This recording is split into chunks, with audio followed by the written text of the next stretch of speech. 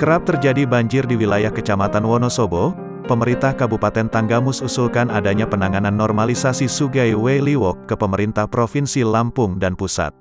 Hal itu diungkapkan oleh Sekretaris Daerah Kabupaten Tanggamus, Hamis Heriansyah Lubis, usai meninjau lokasi banjir di wilayah Kecamatan Wonosobo. Menurutnya, penanganan aliran Sungai Weliwok masuk ke penanganan jangka panjang. Kita akan usulkan adanya penanganan normalisasi pada aliran sungai ke Pemprov dan juga ke pusat, ujar Lubis, Selasa, tanggal 21 September tahun 2021. Untuk tanggap bencana, lanjutnya, Pemkab Tanggamus akan segera mendirikan dapur umum guna membantu korban terdampak banjir. Karena, akibat banjir banyak perabotan rumah tangga warga yang rusak dan hilang.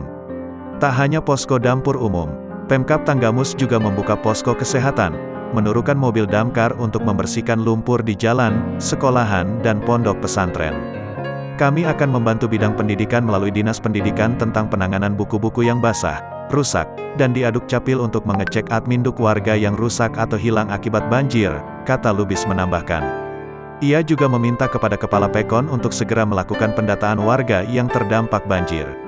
Lubis juga mengingatkan warga untuk tetap waspada dengan kemungkinan potensi banjir susulan.